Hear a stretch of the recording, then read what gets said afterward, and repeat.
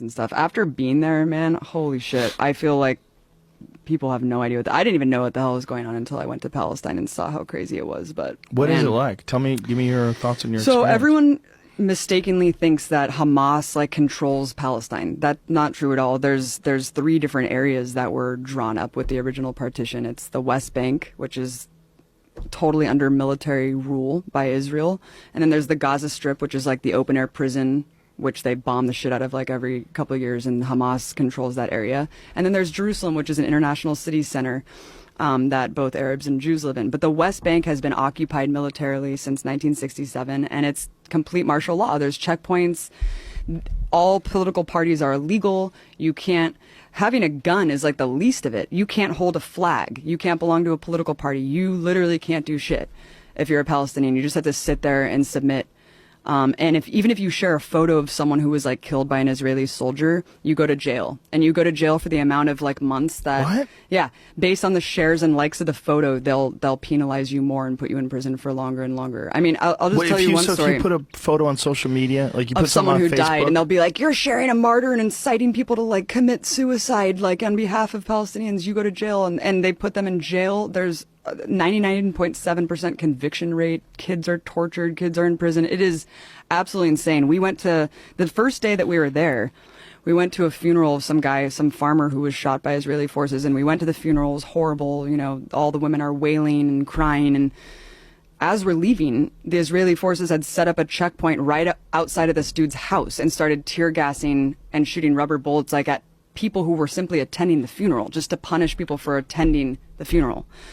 We went to another girl's house named Aya, who got shot in the vagina for peacefully protesting at some protest, and they shot 200 people that day. One guy next to her died, another guy was paralyzed.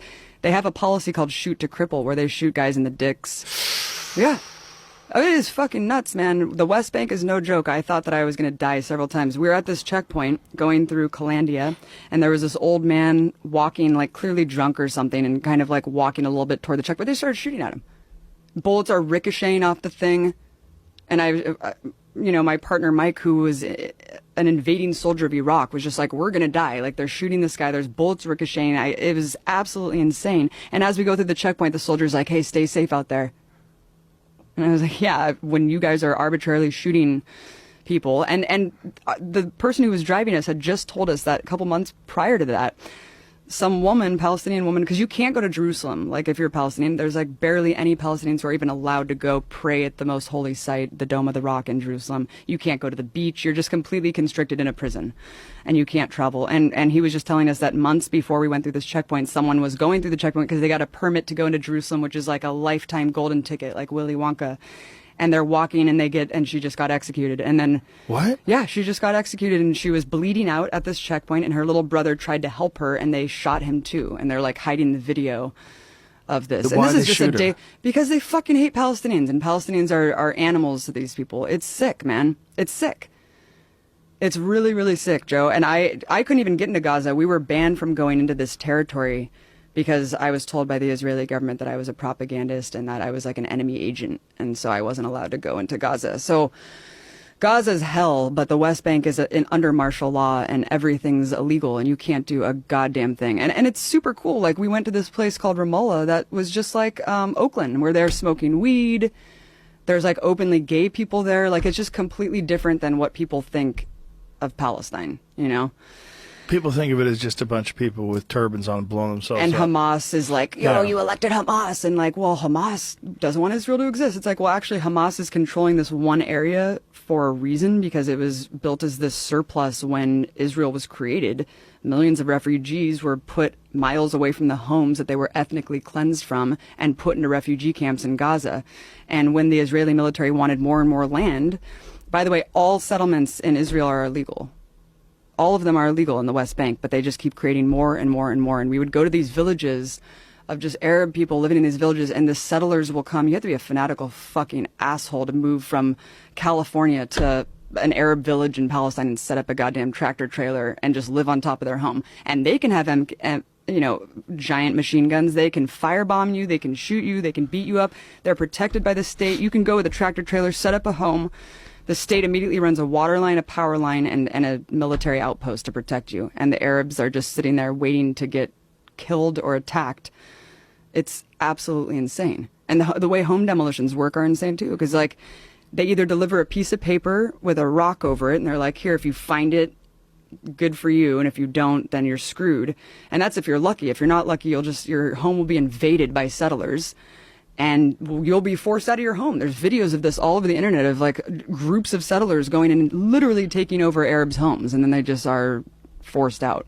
It's crazy, man. It's completely way crazier than I ever could have imagined. How long were you over there for? A month. Whoa. Yeah.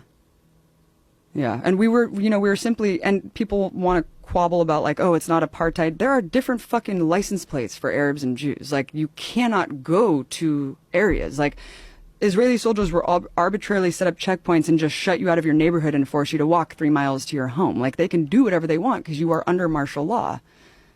And you have no mobility. Like, you have no freedom.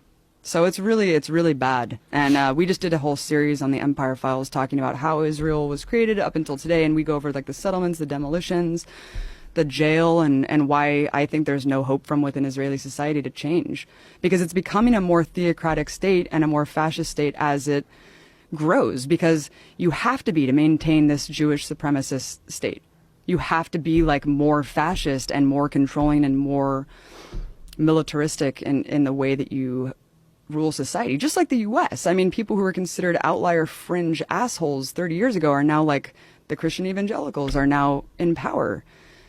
It's really, really crazy. I mean, it's not the same because Israel is a white nationalist, like ethno-supremacist state. And you see the way that they treat Ethiopians and Israelis. It seems like a lot of Israelis, well, think about this. In order to really reject the notion, it's like rejecting being an American. It's like such a hard thing for people to really accept.